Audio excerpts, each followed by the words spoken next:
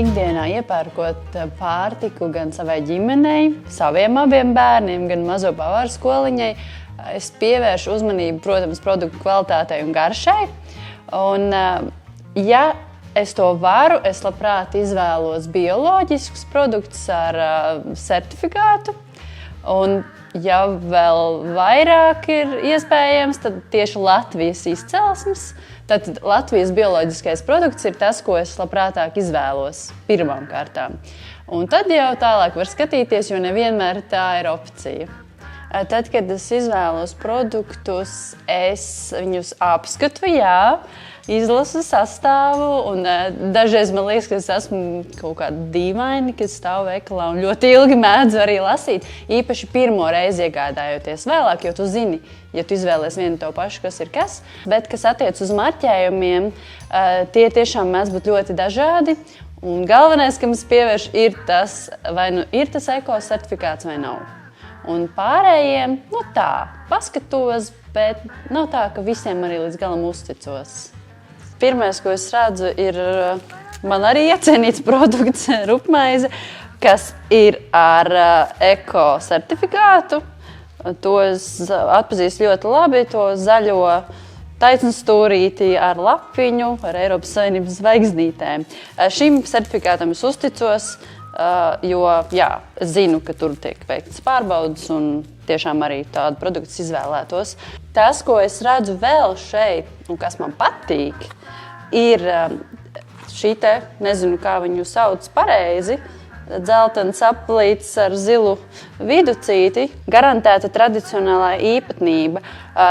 Šo es arī izvēlētos, ja es gribētu tiešām autentisku produktu un zinu, ka viņš būs ražots pēc kaut kādiem konkrētiem standartiem un recepts, kuros nedrīkst pārkāpt. Un tas nav varbūt eko, jo tam arī ir atšķirība. Toties tam ir kaut kāda tā īpašā recepte, un mūsu Jāņu sieram, protams, arī.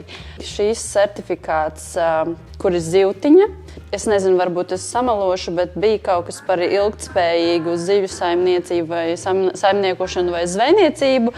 Šo es skatos tad, kad es iegādājos zivis, kas ir jau iepakotas, nevis vienkārši stāv tirgū izlikts kaut kas, bet ja ir, piemēram, anšovi, tad es izvēlētos ar šo zīmīti, ja blakus būtu produkts bez zīmītes, šim būtu priekšroka. Jā, šeit ir interesanti, kur ir mārutki, un tur ir pirmkārt viena zīmīte bez konservantiem, un tad ir kvalitatīvs produkts, ražots Latvijā, sarkans aplītis. Ražots Latvijā varbūt ir, bet kur viņš ir audzēts mārutki, it kā viss ir pa Latviju arī rakstīts, bet mārutkiem konkrēti. Tomātu mērce arī bez konservantiem un ražots Latvijā. Tas nozīmē, ka tā mērce ir taisīta Latvijā, bet no kurienes ir tomāti. Tomātu izcelsme Eiropas Savienība un ārpus Eiropas Savienības. Nezinām, kura valsts īsti. Ražots Latvijā ir, bet vai audzēts? Uz to šis marķējums neatbild. Latvijas labums. Un ko tas nozīmē? Droši vien, īsti neko, bet, salas pagasts, droši vien, audzēts Latvijā. Latvijas labums. Kā neapjukt? Man liekas, laikam ir svarīgi, nezinot to, ko tas nozīmē, izlasīt arī to produktu sastāvu un izlasīt to izcelsmes vietu, vai arī varbūt ir kaut kāda aplikācija vai mājaslapa, kur noteikti visas tās zīmītes ir sarakstītas, un tad tiešām vienkārši paskatīties, kas tev pašam ir svarīgi. Ja tu gribi to eko certifikātu, tad iemācies, kurš tas ir. Ja tev tas nav svarīgi, ja tev svarīga Latvijas izcelsme, tad vienkārši kaut kā pašam ir jāiemācās tas viss.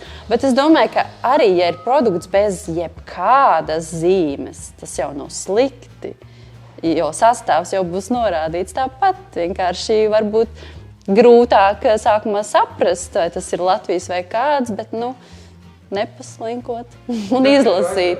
Manuprāt, ir forši, ja mēs kā latvieši varam atbalstīt tos Latvijas produktus un neļaut varbūt sevi apmānīt, ka produkts, kas ir ražots Latvijā, nevienmēr ir audzēts Latvijā, un ja gribas tomēr to Latvijas, tad papētīt to, vai tiešām tā ir. To es varētu novēlēt mums visiem.